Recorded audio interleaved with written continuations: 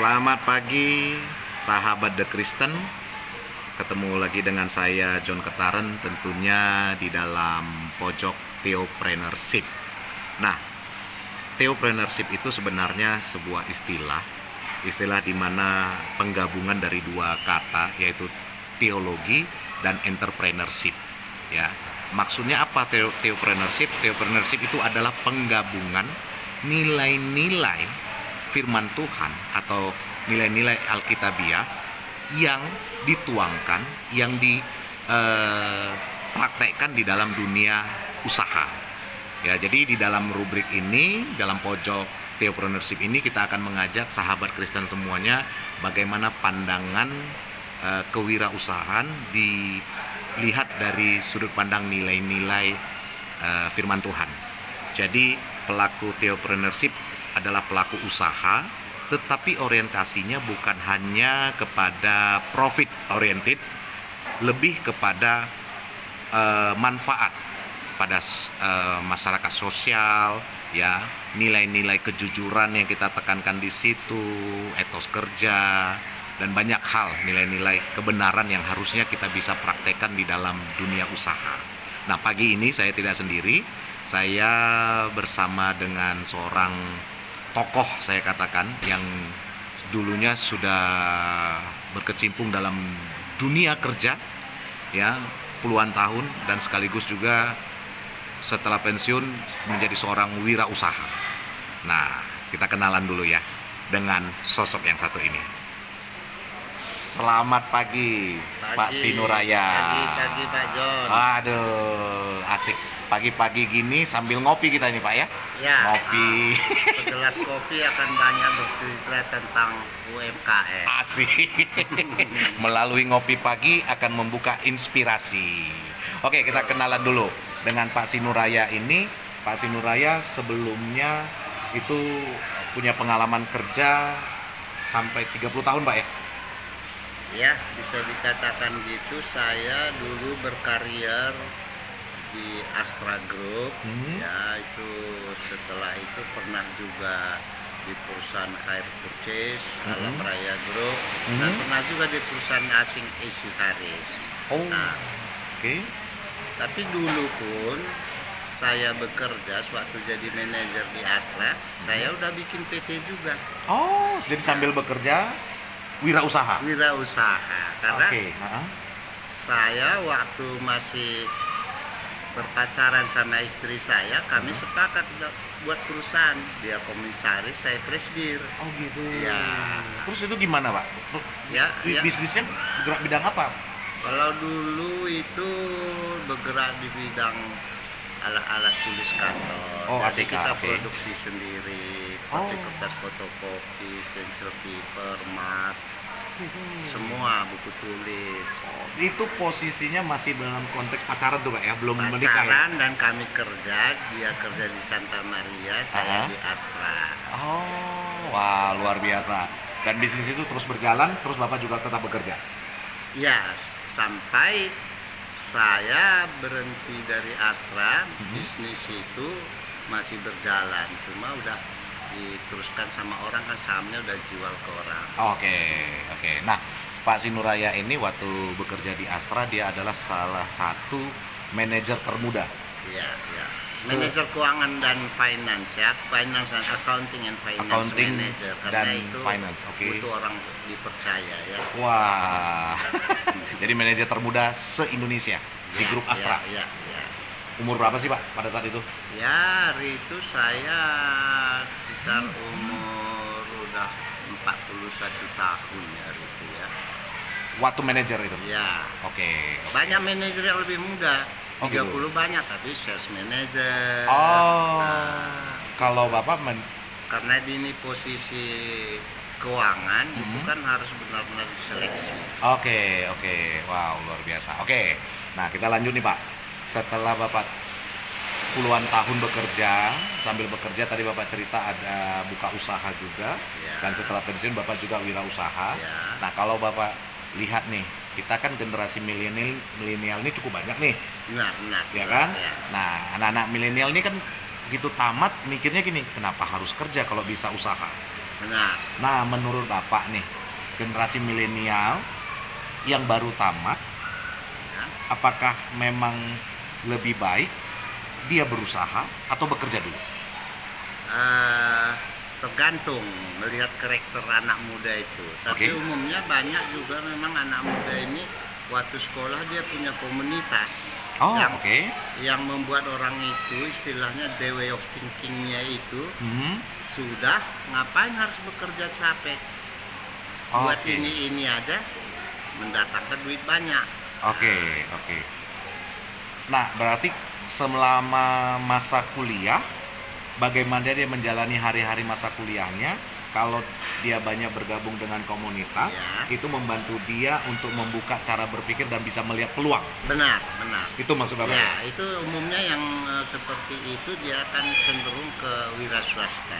Oh gitu ya. Ya, Jadi kalau untuk tipikal yang seperti itu, dia aktif lah dalam bersosialisasi, ya punya komunitas dan bisa melihat, mulai terlatih melihat peluang-peluang yang ada di sekitar. benar.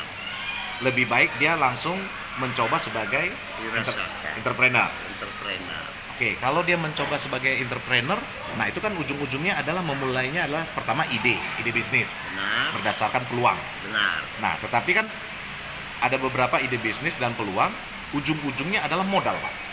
Nah, untuk pemula ini kalau berbicara modal itu bagaimana, Pak? Maksudnya apakah modalnya itu yang modal minim dulu, Ya. tapi perputarannya ada harian atau bagaimana, Pak? Menurut Bapak? Dalam perusahaan itu pun ya, Hmm?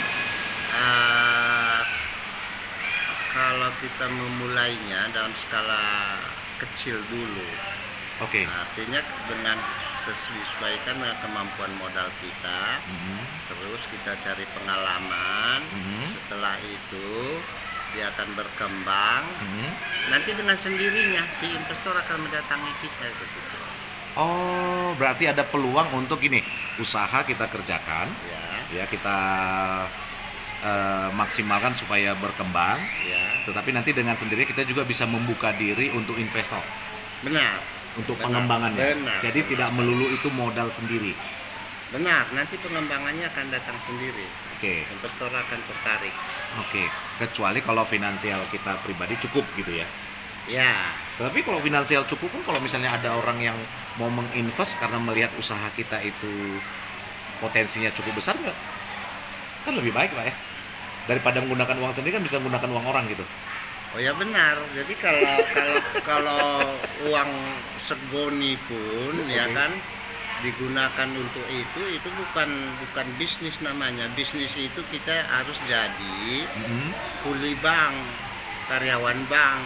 Cuma posisi kita kan sudah mungkin nanti sebagai direktur bank. Semua berhubungan dengan bank.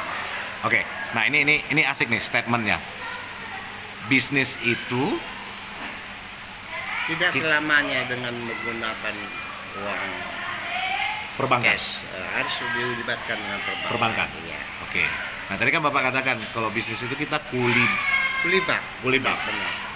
Maksudnya gimana, Pak? Ini Kuli bank menarik nih. itu ada yang ya kita mencari duit untuk bayar karyawan bank, tapi ada kalanya kita itu menjadi manajer bank, direksi bank.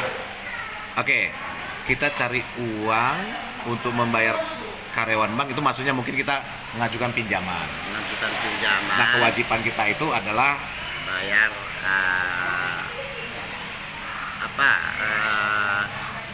keuntungan lah. keuntungan ya. Ya. Oke. Nah, kalau jadi manajer bank itu maksudnya gimana nih, Pak? Gini, kalau kita nggak Ini asik menguntungkan, kita ini kan udah jadi buruh bank. Betul, benar, Tapi kan benar. status kita harus naikkan dari buruh ke supervisor bank, ke manajer bank, kalau bisa-bisa jadi owner bank. Begitu.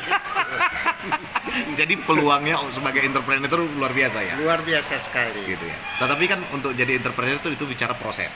Nah, terkadang kita Ya. generasi milenial ini tidak sabar dengan proses. Benar, tapi intinya kita harus mencoba. Saya kasih contoh, Mhm. itu di Laut Ciki itu ada membuat minyak urut. Oke. Oke, Mhm. ya mungkin dia tahu ramuannya sederhana sekali. Mhm. Dia omsetnya misalnya 200.000 dalam sebulan. Oke. Mhm. Nah, seorang anak muda bisa melihat bahwa itu adalah potensi. Ada potensi. bisnis. Ada potensi yang Ya, besar. bagaimana kalau saya ini branding, saya pasarkan lewat online, begitu. Nah, inilah terobosan-terobosan itu yang banyak sekarang di anak-anak muda itu. Membranding Oke. UMKM. Dan akhirnya?